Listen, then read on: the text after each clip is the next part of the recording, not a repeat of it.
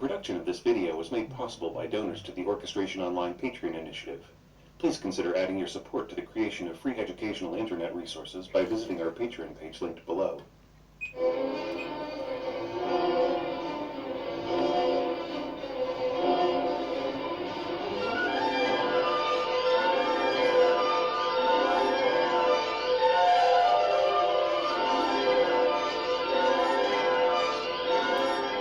Hey there, this is your orchestration tutor Thomas Goss, bringing you the first chapter in a new series of educational videos, Orchestration Masterclasses.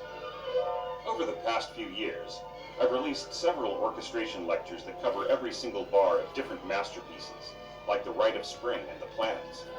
While it's been exciting to explore these works with the Orchestration Online community, I feel that sometimes the mass of information can be overwhelming to the average composer. So I'd like to provide a balance with shorter, more focused videos that cover specific points about orchestration and help you to grasp certain key aspects of style and approach from different great composers in the established repertoire. Since we're currently in the middle of an orchestration challenge using a piano piece by Manuel de Falla, I thought it might be great to start this series with a look at the last few pages of his score to Nights in the Gardens of Spain. Not that you have to imitate his exact technique or anything, but it may help you gain a deeper understanding of his artistic voice. Nights in the Gardens of Spain is one of those works that defies exact categorization. Its piano part sometimes functions as a well-defined solo voice, and at other times blends into the workings of the orchestra, similar to its use by Russian and American composers of the first half of the 20th century. So it has less soloistic glue than a piano concerto, but more of a solo role for the pianist than strictly a keyboard section player. Some great concert pianists have toured it as a concerto, but even then, the impressionistic structure of the work undermines the piece as an ideal virtuoso warhorse. Solo passages inhabit the music from time to time as part of Falla's heavily perfumed, near hallucinatory tone painting, not in a specific sequence of progressively more showy episodes.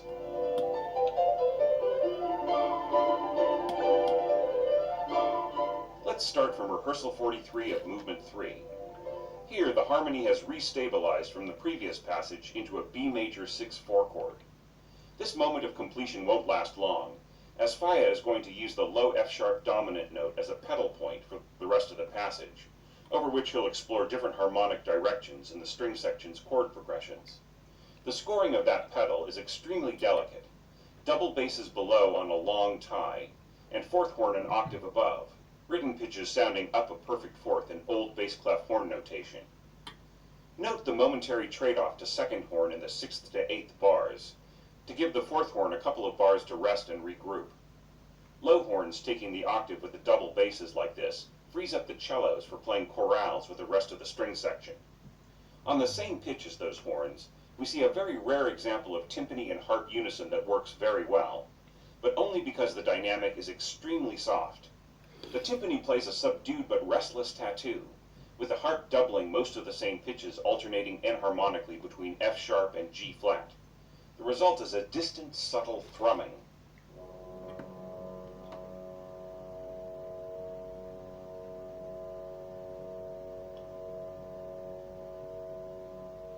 Let's take a very quick look at how that opening B major 6/4 chord is voiced in the brass and double basses. Before we go to the chart, observe how the double basses and trumpets are marked pianissimo diminuendo, while the horns are a touch less restrained at piano. In this chart, we can see why. Suppressing the tonic for the trumpets keeps the weight on the dominant, and helps the trumpets blend into the horns rather than forming a combined timbre. Trumpets plus first and second horns form a glowing B major octave chord above, with a third horn below brightening the glow by doubling the major third on D sharp. And of course, as we just mentioned, the fourth horn playing at the octave with the double basses. As I play back this bar for you now, notice as well the punctuation of the pizzicato strings and rolled piano.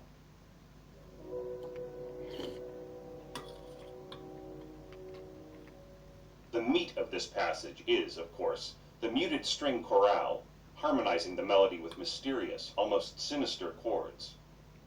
I feel that this is Falla reflecting the impressionistic instincts of his friend Debussy with his own very original voice.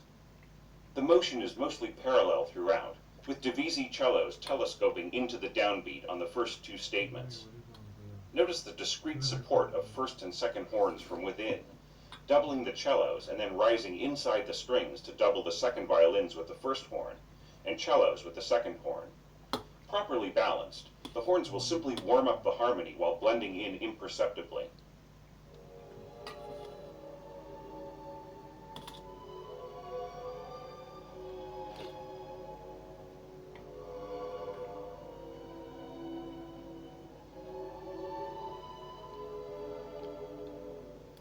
From the end of the 8th bar of the passage, the doubling rises more to the surface, though notice that just as before, certain select pitches of the strings are being doubled, rather than every note.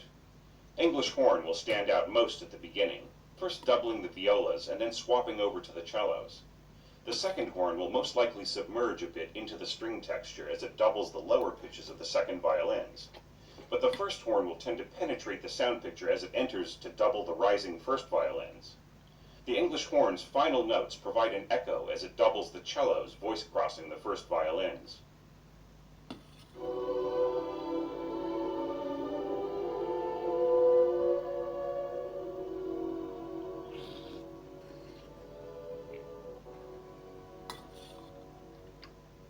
Let's listen to the full passage now.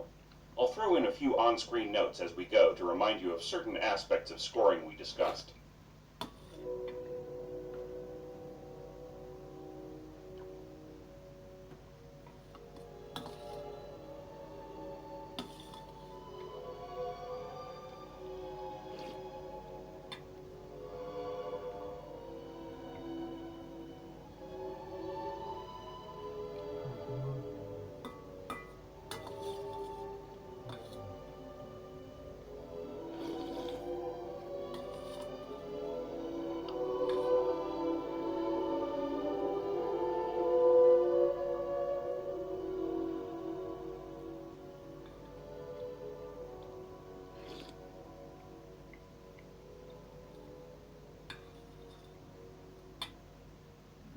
From rehearsal 44, the piano makes its last solo entrance for the entire work. It'll return at the end of the movement, but as we'll see, that return will be more as an orchestral component than as a solo. This is one of the structurally most simple sections in the entire work, though Faya adds little touches to keep the listener intrigued. One of these is the ambiguity of tonality in the first 5 bars, suggesting F-sharp Phrygian, F-sharp Phrygian dominant with a raised third of A-sharp, and a further raised sixth on D-sharp. The harmony murkily shifts between these different elements before descending to E minor.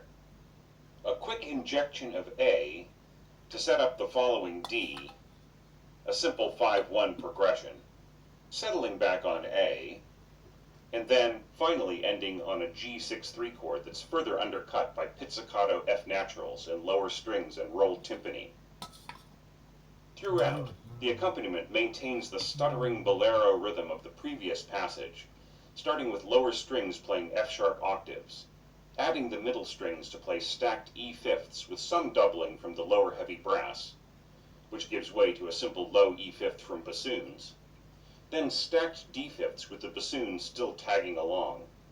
Note that the second violins jump up to repeated Ds as the first violins jump in to play marcato A-sixths, a very simple low double stop that doesn't need to be marked non-divisi, as it's so obvious to the average section player. Then stacked A-fifths in the entire string section, ending with the aforementioned G major 6-3 chord. Let's run through this section now with the music. We'll repeat this again in a few minutes, but for now, try to set aside the piano solo and the other thematic elements, and really just focus on the accompaniment as it murmurs along from below.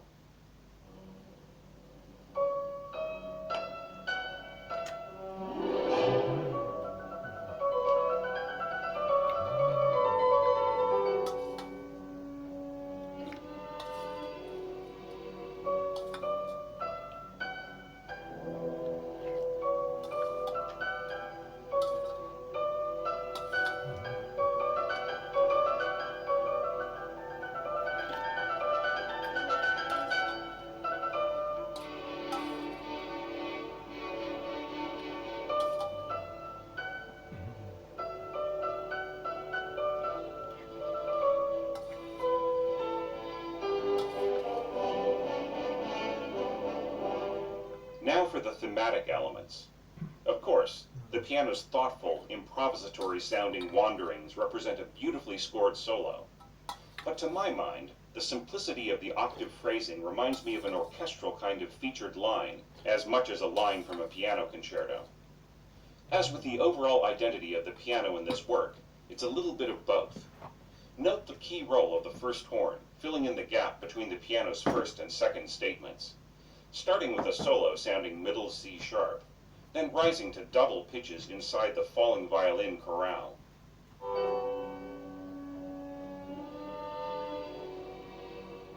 Then the soft urgency of the first horn's countermelody toward the end of the passage, followed by a brusque double duet of all four horns.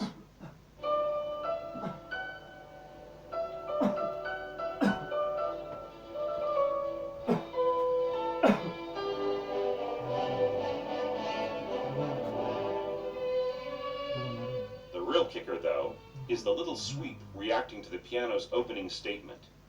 It's a masterclass of its own in teaching that less is more. 8 instrumental groups are involved, but only 4 of them actually contribute to the upward motion of the sweep. The violas, harp, first clarinet, and flutes. Notice the care with which Faya balances the gesture, so that his softer middle register flutes won't get buried in the rush. As to the other instruments, timpani rolls on F sharp from pianissimo to a mere mezzo forte, doubled an octave higher by fourth horn sounding F sharp below middle C, before it jumps up to become part of the E minor 7th chord with the other horns. This chord is also punctuated by divisi pizzicato from the violins, the double and triple stops of which are very easy to play. Let's listen to this entire section again now, and this time mentally combine all the elements as they work together. As I mentioned before, it's a simply scored passage, but the individual touches that make it interesting are what matters to me as an orchestrator, especially in understanding Faya's style.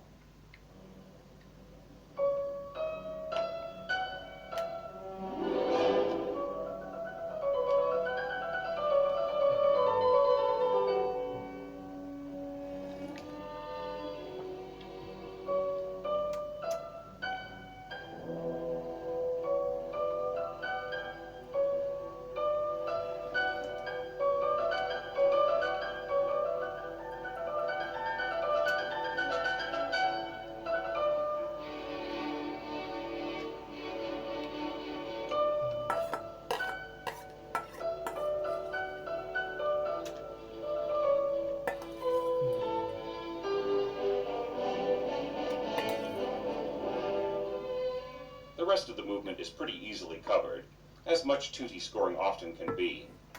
What's lovely here is how soft most of the large-scale textures are, and how much care Faya puts into them.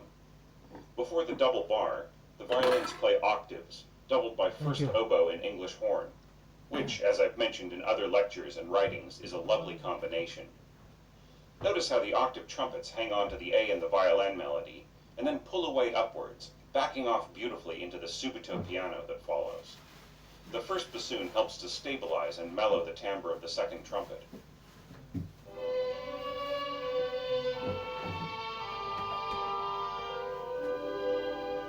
What follows is a great basic lesson in octave scoring.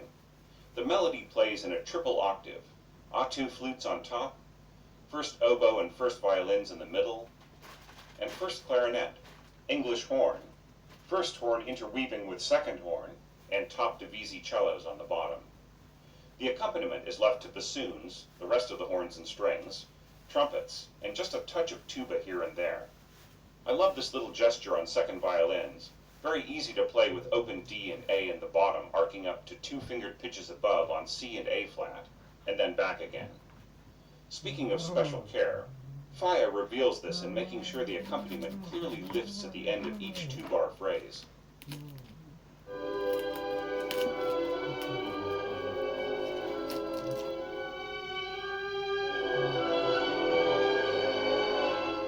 Another triple octave follows, scored differently to sound even smoother and more cohesive.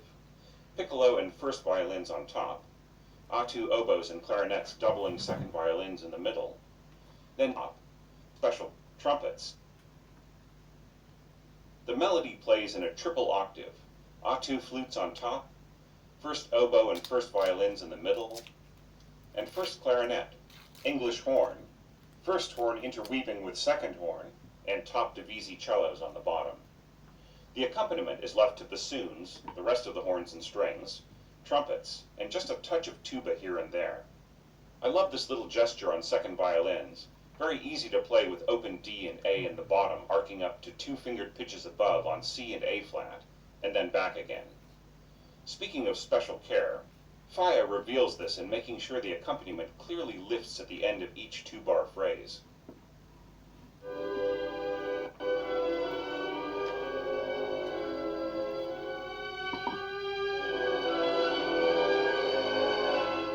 Another triple octave follows, scored differently to sound even smoother and more cohesive. Piccolo and first violins on top, A2 oboes and clarinets doubling second violins in the middle, then English horn and bassoons doubling cellos on the bottom, with a touch of horn at the beginning. Accompaniment is nearly all in the brass, timpani rolls, and double basses. The brass will sound very full and warm here without overpowering the melody, even with the first horn going all the way up to a fortissimo high written A.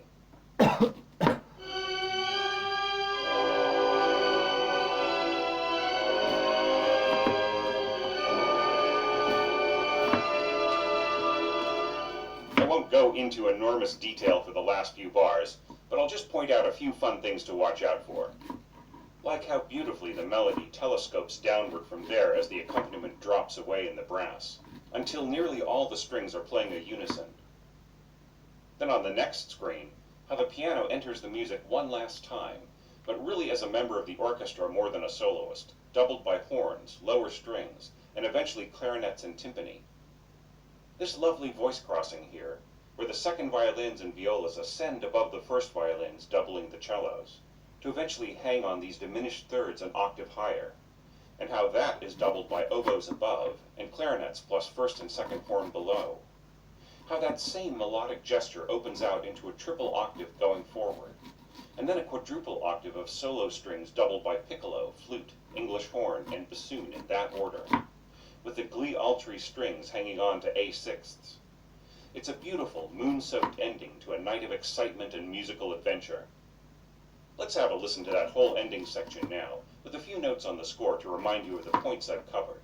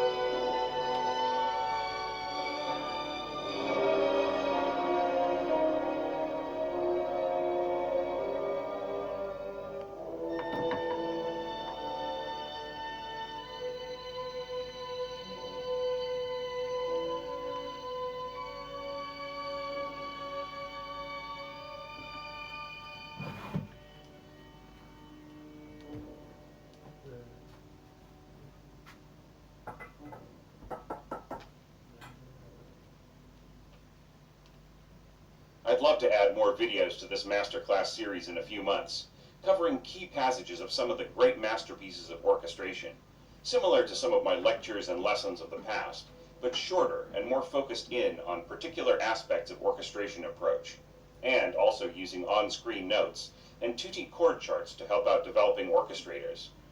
Let me know what you think of this format in the comments below, and whether you found this video helpful in your understanding of FIA's orchestration. See you soon.